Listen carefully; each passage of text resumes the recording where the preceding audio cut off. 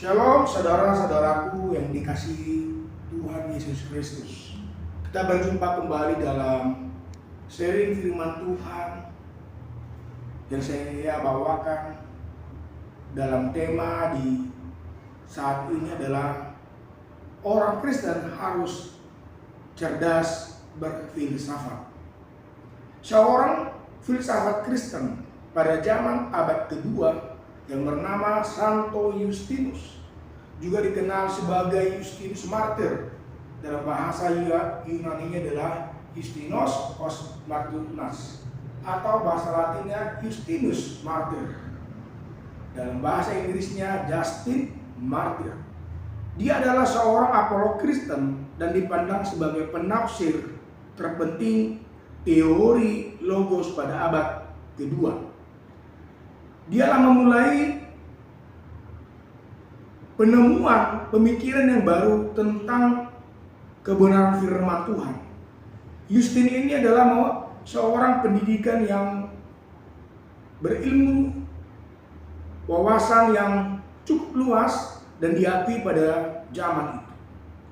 Dia membuat sebuah penerapan dalam pengkajian Alkitab sangat hebat, berapologet, berakademisi, sehingga dia memberikan sistem kepercayaan yang menyediakan inspirasi teologis dan metafisika bagi murid-murid yang berkalangan anak muda. Ia mengatakan pertama-tama bahwa mencoba belajar pada sekolah seorang filsuf, maka dia harus memberikan satu dasar-dasar berfilsafat sesuai dengan kebenaran firman Tuhan.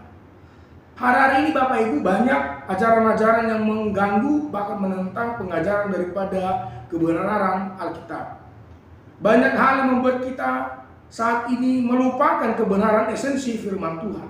Itu sebabnya saudara-saudara dikasih Tuhan, saya mengingatkan kembali bagaimana kita menentang ajaran-ajaran itu supaya kita mampu menerapkan kebenaran firman Tuhan dengan baik.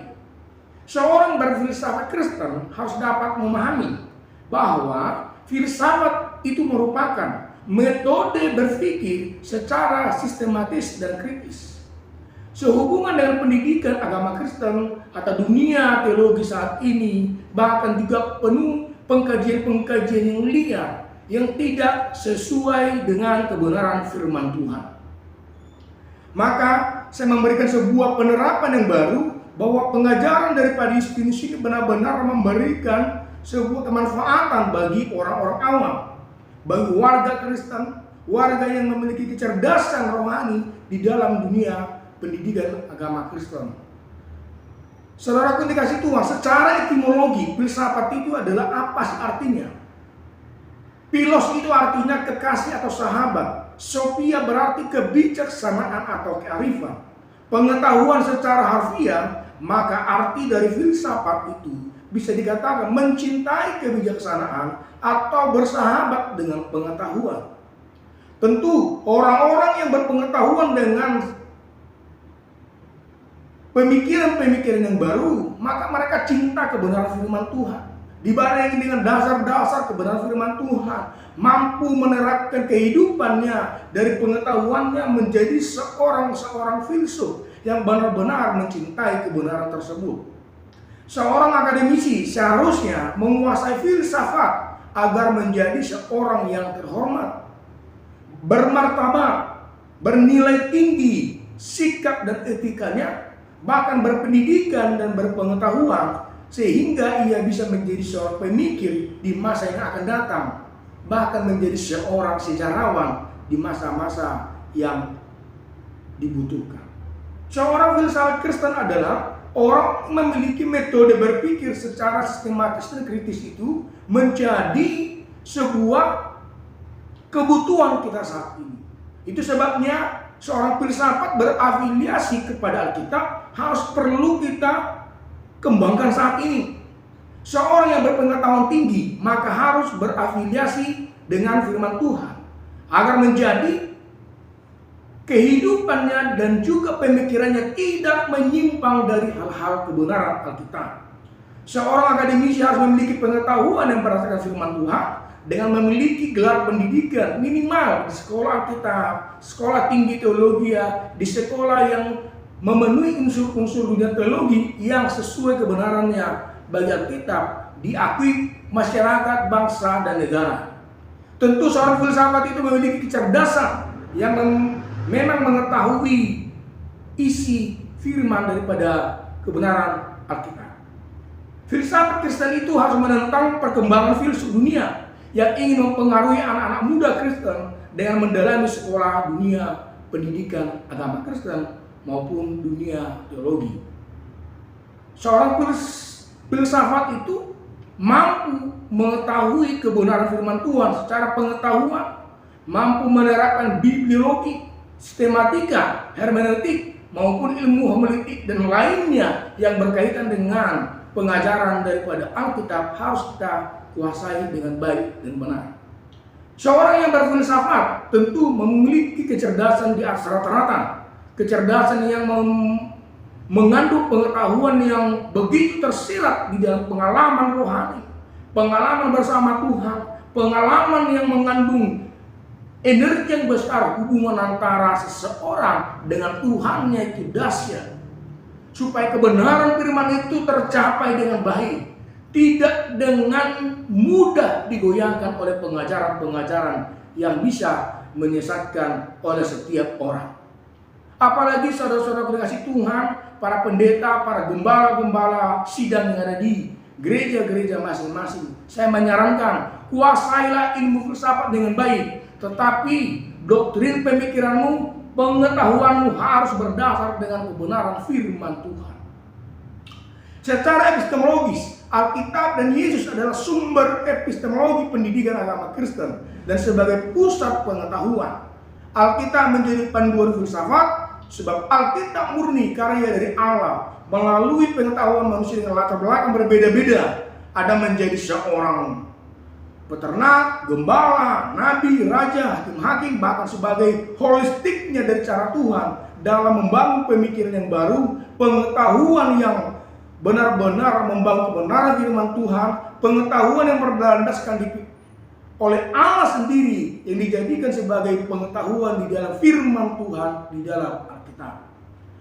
Itu sebabnya saudara-saudaraku dikasih Tuhan, maka kita seorang pemikir-pemikir yang baru harus mampu menjadi seorang filsafat yang berdasarkan kebenaran firman Tuhan.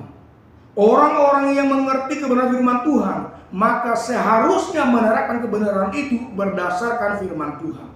Harusnya dia memiliki kecerdasan roh, etika, memiliki pengetahuan yang tinggi yang bersubjek kepada Alkitab. Seorang filsuf atau filsafat menurut George Knight mengatakan, ia merumuskan bahwa filsafat memiliki 3 dimensi sebagai berikut. Sebagai subjek mater atau konsepnya, filsafat mempelajari masalah-masalah metafisika, apa yang nyata, epistemologi, pengetahuan dan bagaimana mengetahui, dan aksiologi, nilai-nilai, etika dan keindahan. Yang kedua, sebagai kegiatan, filsafat menempuh langkah-langkah analisis, sintesis, dan spekulatif dan preskriptif, sehingga filsafat itu bisa memenuhi unsur-unsur yang di dalam kebenaran firman Tuhan.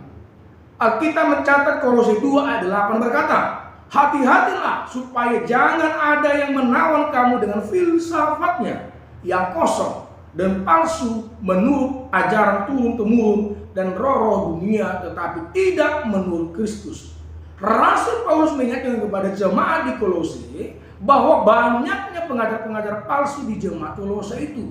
Itu sebabnya para hamba-hamba Tuhan, pendeta saat ini mampu menganalisa pengajaran itu berdasarkan Kristus atau tidak, memenuhi unsur-unsur kebenaran firman Tuhan atau tidak, sehingga kita mengedepankan kebenaran firman Tuhan di atas segala dasar pengetahuan manusia.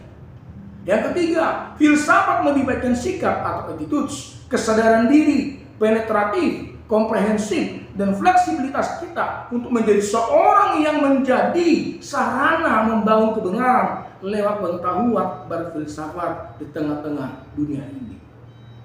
Dia seorang yang memberikan fenomena baru George Knight ini supaya orang-orang Kristen jangan sampai terhisap di dalam dunia pengetahuan yang mengandalkan filsafat dunia. Yang artinya adalah berfokus kepada pengetahuan tetapi melupakan kebenaran firman Tuhan. Seorang berfilsafat Kristen yang benar, maka pusat pengetahuannya kepada Kristus dan firman Tuhan. Sebab itulah standar pengetahuan yang menjadikan landasan hidup kita itu berkenan dan yang dikehendaki oleh Allah Bapa yang di surga. Terima kasih saudara-saudaraku dikasih Tuhan. Demikianlah penjelasan saya mengenai berfilsafat di dalam kekristenan ini. Semoga ke depannya kita bisa mengkaji dengan baik bagaimana penerapan berfilsafat Kristen dengan baik. Bahwa kita mengetahui dasar pengetahuan kita adalah Alkitab, firman Tuhan dan pengalaman rohani bersama Tuhan secara tersirat maupun secara intim menjadikan kita mencintai orang-orang di dalam kebenaran. Bahwa kita mencintai firman Tuhan, mencintai kebijaksanaan pengetahuan itu dengan baik dan tentu takut akan Tuhan. Orang-orang yang mencintai filsafat biasanya orang-orang yang cerdas, bijaksana, dan mencintai perdamaian. Orang-orang yang memiliki karakter Kristus, maka mereka mendalami firman itu sebagai landasan hidupnya. Demikianlah seri firman Tuhan saat ini. Tetap kita berkarya bagi Kristus. Kita menjadi sarana berkat dalam pengetahuan, membangun ilmu sesuai karakter Kristus. Bahwa standar pengetahuan kita harus adalah kebenaran firman Tuhan yang ada di dalam Alkitab. Terima kasih. Tuhan Yesus memberkati. Shalom.